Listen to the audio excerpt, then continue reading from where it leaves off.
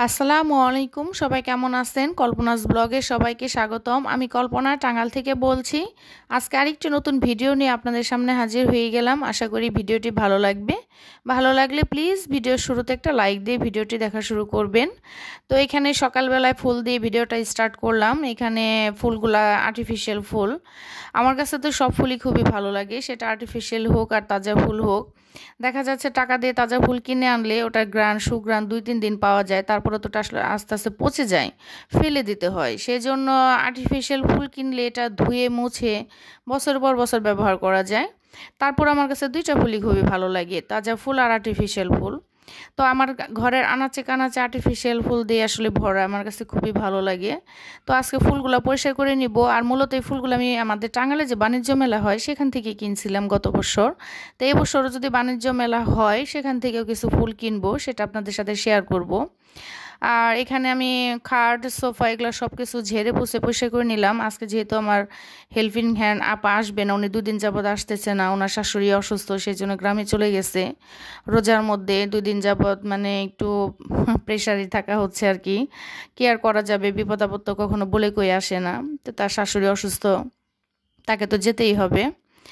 তো এই জন্য আমি ফার্নিচারগুলো ফুলগুলা ঝেড়ে নিলাম। আর ঘরটা আমার বড় মেয়ে ঝাড়ু দিয়ে দিবে, কারণ ওর আবার ডাস্ট অ্যালার্জি, ফুল টুলিগুলো আসলে ঝাড়তে পারবে না। সেই জন্য ঝেড়ে দিলাম, ওর ঘরটা ঝাড়ু দেবে, তারপরও নাক মুখ বেঁধে, কারণ ওর ডাস্ট অ্যালার্জি সমস্যা। তো এখন মেয়ের পরীক্ষা শেষ হয়ে গেছে, সে আমাকে টুকটাক ঘরে সাহায্য করে। মেয়ে বড় হলে আসলে মাদের অনেক আরাম, অনেক আরাম শান্তি যে মেয়েরা তাদের অনেকটাই সাহায্য করতে পারে। তো এখানে বিছানা টিছানা সব কিছু পরিষ্কার করে ঝেড়ে নিছি। আর এখানে মেয়ের যেহেতু প্র্যাকটিক্যাল পরীক্ষা চলতেছে, তো সেই জন্য স্কুল ড্রেসটা আর কি ধুয়ে দিলাম, যেহেতু আপা আসতে পারতেছে না। এই জন্য এই ড্রেসটা ধুয়ে দিলাম, যে মেয়েকে তো পরে যেতে হবে। ধুয়ে এখন ছাদে দিয়ে আসবো। পাশের রুমটাও এইভাবে ঝেড়ে পুছে নিলাম। রোজার দিন দেখা যাচ্ছে যে 10টা পর্যন্ত কোনো কাজ থাকে না, কারণ সেহরি খেয়ে নামাজ পড়ে শুতে শুতেই তো দেখা যায় 6টা বেজে যায়। ছোটো মেয়ের যদি স্কুল থাকে তাহলে তো 9টার দিকে উঠতে হয়, আর যদি স্কুল না থাকে সেদিন দেখা যায় 10টা বাজে উঠি। উঠে তো এক গাদা পাহাড় সমান কাজ থাকে, কারণ 2টা রুমের বিছানা গোছাও, ঘরটা ঝাড়ু দাও। দেখা যাচ্ছে যে সেহরিতে খাওয়ার পরে যে থালবাটিগুলো থাকে ওগুলো তো আসলে সেহরিতে আমি সাথে সাথে ধুই না, ওটা আমি সকালবেলায় ধুয়ে রান্নাঘরটা পরিষ্কার করে গোসল করে জোহরের নামাজটা পড়ে নেই। তারপর দেখা যায় কিছুক্ষণ রেস্ট নেওয়া যায়। আবার বিকেলবেলা ইফতারি বানানোর ঝামেলাটা থাকে, ইফতারি বানাতে হয়। আবার আপনার সন্ধ্যারেতে রান্না, দেখা যায় সেহরির রান্না। তো সন্ধ্যারেতে আসলে তো আমাদের ঘরে খাওয়া হয় না, ওই সেহরিতে যেটা খাওয়া হয় ওইটাই, সেহরি বলে সরি, ইফতারি যেটা খাওয়া হয় ওইটাতেই চলে যায়। দেখা যাচ্ছে আমিও রাত্রে খাই না নামাজ পড়ার পরে, আমার বড় মেয়েও খায় না। খাইলে আর কি ছোটো মেয়েটা একটু একটু খায়, ও তো পোলাপান মানুষ, ও তো একটু একটু খাবেই। তো ওর জন্য খাবারটা আর কি রেডি করতে হয়। এখানে আজকে আমি হালিম রান্না করব। ছোট মেয়েকে দিয়ে দোকান থেকে রাঁধুনির হালিম মিক্সড নিয়ে আসছে আর কি, বললাম যে নিয়ে আসো। এখানে দেখেন আমার পুচকি আম্মু আর আমার ছোট মেয়ে দুজনে কি অবস্থা লাগাইছে কারাকারি। তো এখানে আমি বিকেলবেলা আর কি জোহরের নামাজটা পড়ে কিছুক্ষণ রেস্ট নেওয়ার পরে আমি রান্নাঘরে চলে আসছি, কারণ এগুলা তো হতে একটু সময় লাগে, গরুর মাংস দিয়ে আর কি রান্না। কড়াইটা আমি একটু ভালো করে গরম করে ওখানে একটু গরম মশলা দিয়ে দিলাম, এলাচ দারচিনি তেজপাতা, এখন দিব পেঁয়াজ। হালিমটা আসলে এক একজনের রান্নার ধরন এক এক রকম, তো আমি যেভাবে রান্না করি সেটাই আপনাদের সাথে শেয়ার করলাম। এখানে একটু আদা রসুন বাটা দিয়ে দিলাম, দিয়ে এখানে শুধু জাস্ট আমি মরিচের গুঁড়াটাই দেব, আর কোনো গুঁড়াটা দেবো না আর কি। এলাচ দারচিনি তেজপাতা, লবণ, আদা রসুন আর একটু মরিচের গুঁড়া দেব। আর রাঁধুনির যে মশলা ওইটার প্যাকেটের ভেতরে তো সব মশলাই দেওয়া থাকে, সেজন্য এক্সট্রা করে আর অন্য কোনো মশলা দেওয়ার প্রয়োজন হয় না।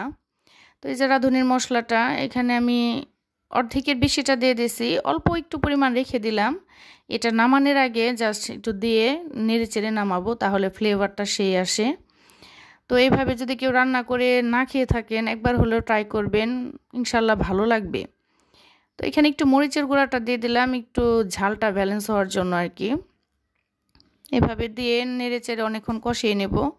আর পাশের চুলায় এই গরুর মাংসের ছাটিকাটি বলতে কেউ চেনেন কিনা জানি না, মাথার মাংস, তারপর হচ্ছে আপনার ফেফড়া, এই আদার্স মিলিয়ে থাকে, এগুলা নিয়ে আসছিলাম। হালিম রান্না করব, আর হচ্ছে এখানে বুটের ডাল দিয়ে রান্না করব। এখানে আছে ফেফড়া, মাথার জিব্বা, এগুলা মিক্সড আর কি। মাথার যে নরম মাংসগুলা থাকে সেগুলা মিলিয়ে আনছি, যে এটা আমি বুটের ডাল দিয়ে রান্না করলে খুবই ভালো লাগে। আর এখানে হচ্ছে যে দেখেন মাংস থেকে অনেকটা পানি ছেড়ে দিছে, আর এখানে আমি অল্প একটু পানি দিয়েও দিছি যাতে করে ভালো করে কষিয়ে নেওয়া যায়, কারণ এই মাংসটা ভালো করে কষিয়ে নিতে হবে। আর আমি কিন্তু ডালটা 3 কাপ গরম পানিতে ভিজিয়ে রাখছি, যাতে করে আধা ঘন্টা থেকে 40 মিনিট ভিজিয়ে রাখবো, একদম ঢাকনা দিয়ে ঢেকে রাখছি। ওই ডালটা আর কি মাংসটা কষানো হলে দিয়ে দেব। আর এখানে এই মাথার মাংসটা ভালো করে কষিয়ে নিতেছি। রোজার দিনে আসলে রান্না বান্নাটাও বেশি, দেখা যাচ্ছে সকালের দিকে একটু কাজ না থাকলে কী হবে, বিকালের দিকে এক গাদা কাজ, মানে করে শেষ দেওয়া যায় না।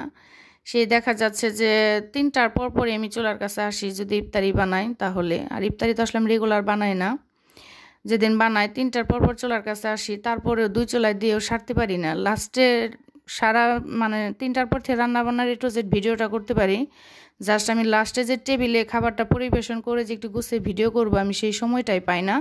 এদিকে তো আজান দিয়ে ফেলে, আমার সাথে প্রতিদিনই প্রায় এটাই হচ্ছে। মানে কিভাবে যে কি করব বুঝতে পারতেছি না, মানে একদম প্যারার উপরে থাকা হয় বিকেলবেলা। তো আমার মতো সব গৃহিণীদেরই দেখা যাচ্ছে যে বিকেলবেলা রান্নার চাপটা একটু বেশিই থাকে, সব আপুদেরই। কিন্তু আমার আপুদের কি সুন্দর করে তারা ডাইনিং টেবিলে খাবারটা পরিবেশন করে ভিডিও করে, মানে আমার খুব ইচ্ছে হয় করার, কিন্তু আমি আসলে সময়ের সাথে কোলাতেই পারি না। এরপর থেকে ভাবতেছি যে ইফতারি বানালে আরও আগে যাব চুলার কাছে, তাহলে যদি পারি। তো এখানে ডালটাও তো আমি 40 মিনিটের মতো গরম পানিতে ভিজিয়ে রাখছিলাম, তো ডালটা দিয়ে দিলাম। ডালটা দিয়েও ভালো করে এটাকে একটু নেড়েচেড়ে কষিয়ে নিতে হবে, তারপরে আমি গরম পানি অ্যাড করে দেবো এখানে পরিমাণ মতো। এই গরম পানিটার আসলে পরিমাণ নাই, যার যার চোখের আন্দাজ মতো দিতে হবে। কারণ যতই ওনারা মানে বলে দেখ, ভিডিওতে বলে দেখ বা প্যাকেটের গায়ে লেখা থাকুক, কিন্তু পানি দেওয়ার পরিমাণটা আসলে নিজের উপরে ডিপেন্ড করে যে আপনি কতটুকু পানি দিবেন। কারণ ডালটা পুরোপুরি সিদ্ধ হতে হবে। এখানে তো আপনার 80% সিদ্ধ হয়ে গেছে, কারণ গরম পানিতে ঢেকে চাপ দিয়ে রাখলে এখানে 80% সিদ্ধ হয়ে যায়।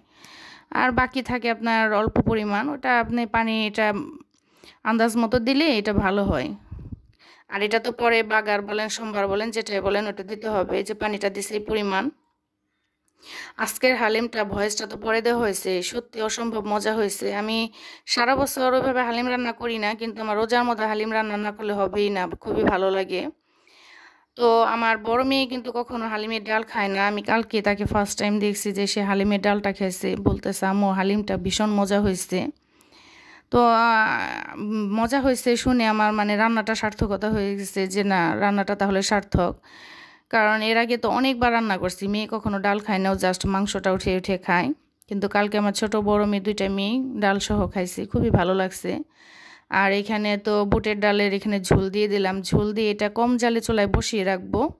এটা জাস্ট ইফতারের পরে এটাকে মানে ইফতারের পরে আর কি পুরোপুরি রান্নাটা শেষ হবে, এ পর্যন্ত এটাকে আমি কম জালে বসিয়ে রাখবো, কারণ বুটের ডালটা আজকে আমি সিদ্ধ করে দিই নাই।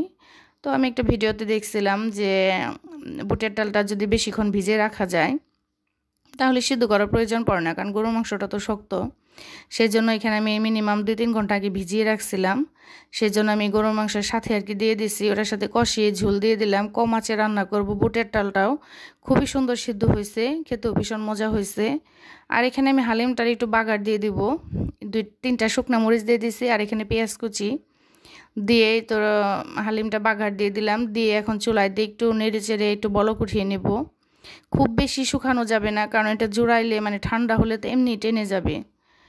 এই যে প্যাকেটের যে অল্প মশলাটা রেখে দিছিলাম, এটা নামানের মানে 4-5 মিনিট আগে দিয়ে একটু নেড়ে চেড়ে ঢেকে রাখলে এই হালিমটার ফ্লেভারটা সেই হয়, খুবই মজা হয়। কেউ যদি এভাবে রান্না করে না খেয়ে থাকেন, প্লিজ একবার হলেও ট্রাই করবেন, দেখবেন খেতে অসম্ভব মজা হয়। আমিও কিন্তু এই হালিম রান্নাটা মানে প্রপারলি রান্নাটা শিখছি ইউটিউব দেখেই।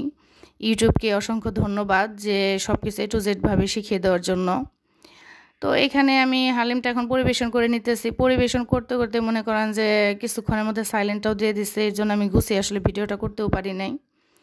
একা হাতে আসলে সব কিছু করাটা একটু টাফ হয়ে যায়। তবে ফল কাটার শরবত বানানো এটা কিন্তু আমি করি না, এটা আমার বড় মেয়ের দায়িত্ব। ও প্রতি বছর এটা করে, ফল কাটে, তারপরে হচ্ছে আপনার শরবতটা বানায়। এখানে 3 ধরনের শরবত বানানো হয়েছে, আনারসের শরবত, তারপরে মাঠার শরবত, আর হচ্ছে ইসুপগুল দিয়ে গুড়ের শরবত।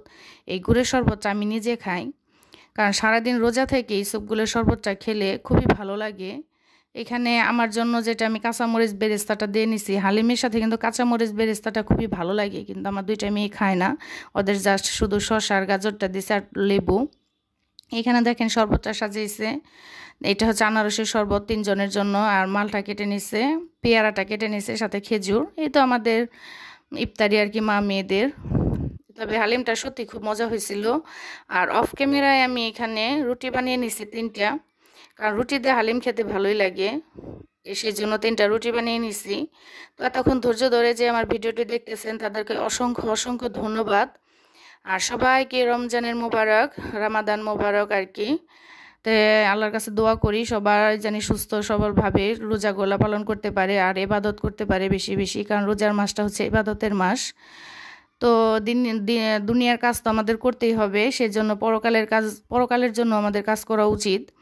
আর এটারই মানে একদম মাধ্যম হচ্ছে রোজার মাসটা। একটা ভালো কাজ করলে 10টা ছোয়াব, রোজার মাসে যা করবেন তাই ডবল হয়ে যাবে। সেজন্য আমরা সবাই রোজার মাসে বেশি বেশি ইবাদত করব।